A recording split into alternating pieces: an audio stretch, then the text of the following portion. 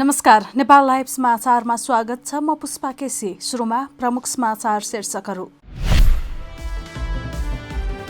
Corona भाइरसका कारण नेपालमा मृत्यु हुनेको संख्या 2 पुग्यो। आज मात्रै थप 11 जनामा कोरोना भाइरस संक्रमण। संक्रमितको संख्या 292। जनताको पीडा बुझ्न सक्ने हृदय सरकारसँग नभएको कांग्रेस सभापति देउवाको आरोप। नीति तथा कार्यक्रम सबै पुनर्लेखन गर्न कांग्रेसको संशोधन प्रस्ताव दर्ता।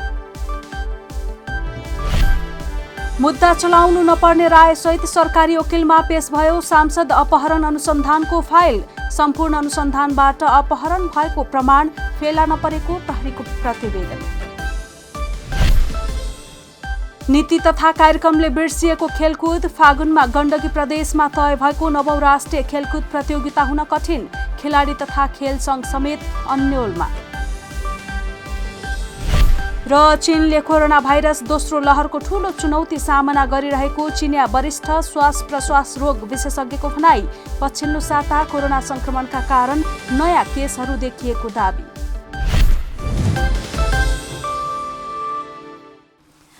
अब समाचार विस्तारमा।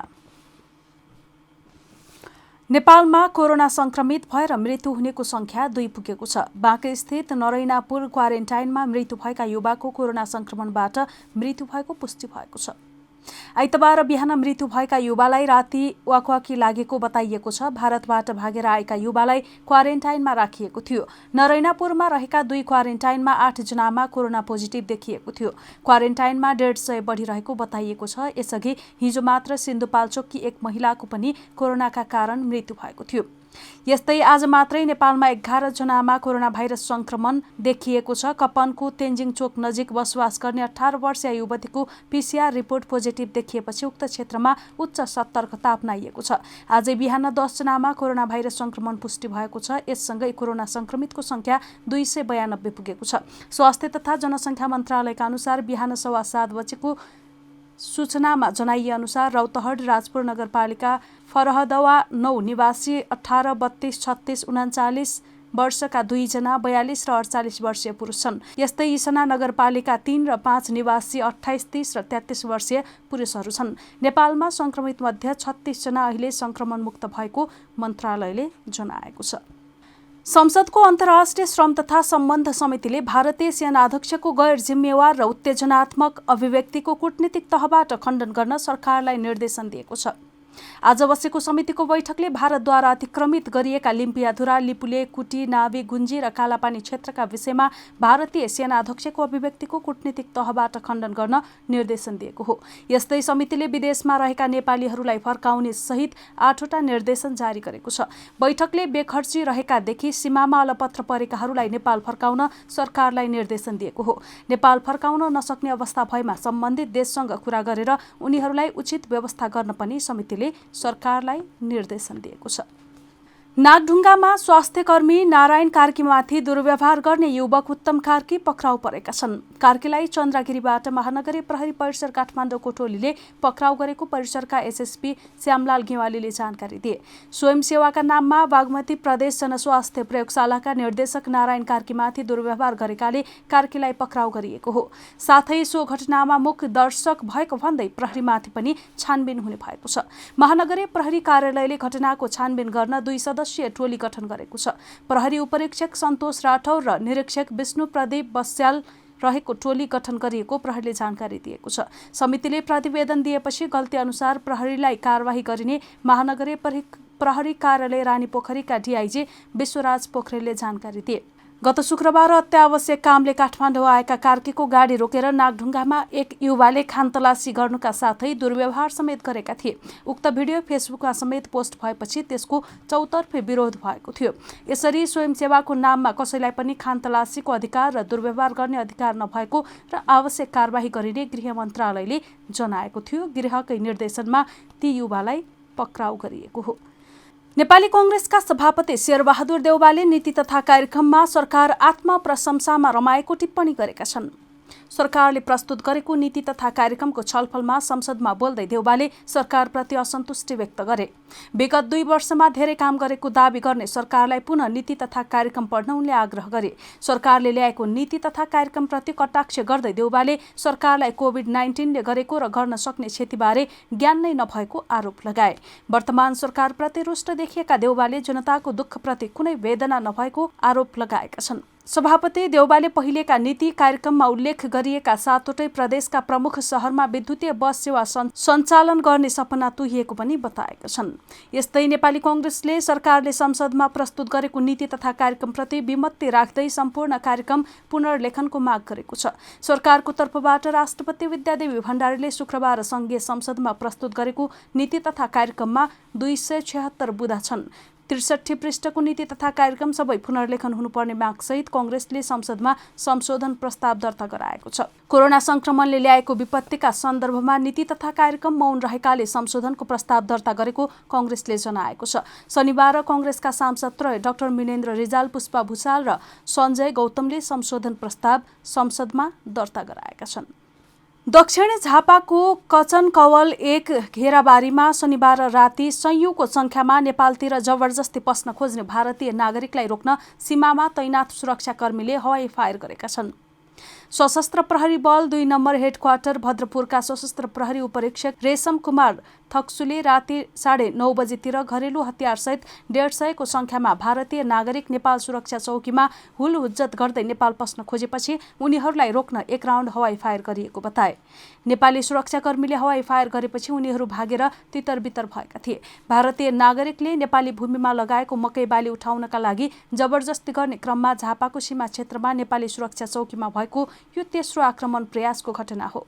एक साता अघि झापा गाउँपालिका 4 सुकुम्बासी बस्तीमा 131 नम्बरको सीमा स्तम्भ नजिक रहेको नेपाली सुरक्षा चौकीमा भारतीय नागरिकले हुलहुज्जत गर्दा 2 राउन्ड हवाई फायर भएको थियो। भारतीय पक्षबाट सो घटनाका बारेमा माफी माग्दै अबदेखि सीमामा हुलहुज्जत नगर्ने प्रतिबद्धता व्यक्त भएको थियो। पूर्व स्वास्थ्य राज्य मन्त्री समेत रहेका समाजवादी पार्टीका सांसद डाक्टर सुरेन्द्र यादव अपहरण प्रकरणको अनुसन्धानको फाइल सरकारी वकिल कार्यालय काठमाडौँमा पेश गरिएको छ।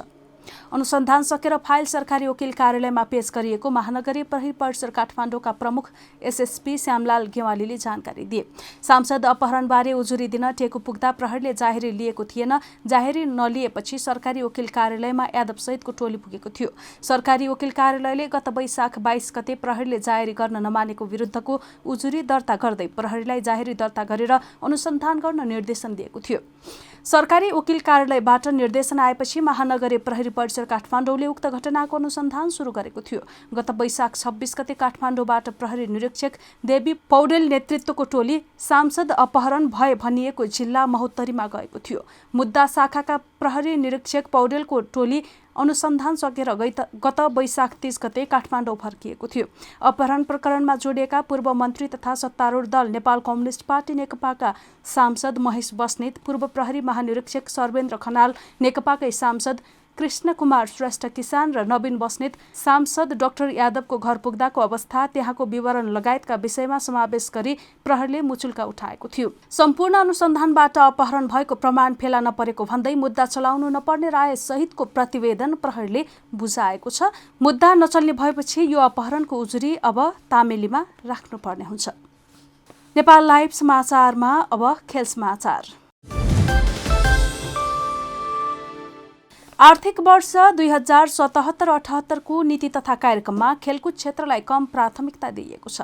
फागुनमा गण्डकी प्रदेशमा तय भएको 9औं राष्ट्रिय खेलकुद प्रतियोगिताबारे नीति तथा कार्यक्रममा केही उल्लेख नै भएन। यसले तोकिएको मितिमा 9औं राष्ट्रिय खेलकुद प्रतियोगिता आयोजना हुनेमा आशंका सुरु भएको छ। यसअघि खेलकुदका महत्त्वपूर्ण प्रतियोगिता सरकारले वार्षिक कार्यक्रममा समावेश गर्थ्यो। गत वर्ष वैशाखमा प्रदेश नम्बर 5 को बाँके लगायत जिल्लाहरूमा सम्पन्न 8औं राष्ट्रिय खेलकुदपछि 9औं को जिम्मा गण्डकी प्रदेशले पाएको थियो। नेपाली खेल क्षेत्रको कुम्भ मेला राष्ट्रिय खेलकुद सरकारले हरेक 2-2 वर्षमा आयोजना गर्छ। विक्रमसम्म 2038 देखि राष्ट्रिय खेलकुद गर्न सुरु गरिएको हो। आगामी वर्षको कार्यक्रममा राष्ट्रिय खेलकुदबारे उल्लेख नहुँदा खेलकर्मी, खेलाडी तथा खेल सङ्घ समेत अन्योलमा परेका छन्। कोभिड-19 को संक्रमण रोक्न देशव्यापी आह्वान गरिएको बन्दाबन्दीले खेल क्षेत्र समेत प्रभावित बनेको छ। खेलकुदमा राष्ट्रिय तथा अन्तर्राष्ट्रिय प्रतियोगिता तथा खेल पूर्वाधार निर्माण अहिले रोकिएको छ। आंशिक रूपमा केही पूर्वाधार निर्माण भइरहे पनि अधिकांश काम ठप्प छ। राष्ट्रिय खेलकुदबारे सरकारको वार्षिक नीति कार्यक्रम नआउँदा तोकिएकै मितिमा प्रतियोगिता हुने बारेमा आशंका उत्पन्न भएको छ। बेल्जियममा कोरोना भाइरसका कारण रोकिएको लिग फुटबल यत्तिकै सकाउने क्लबहरूबीच सहमति भएसँगै क्लब ब्रुक्स लिग विजेता बनेको छ।